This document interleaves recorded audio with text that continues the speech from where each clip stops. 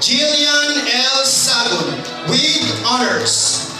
She will also receive medal for being 5th place in editorial gardening English MSPC level and 2nd place collaborative desktop publishing English MSPC level and a DSPC qualifier.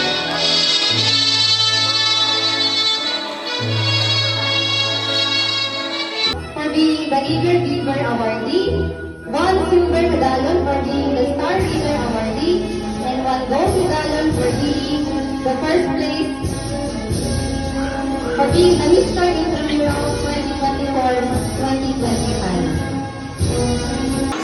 Gold medal for being best in Filipino, best in English, and best in GMRC. Congratulations! Congratulations, Andrea. Your hard work, dedication, and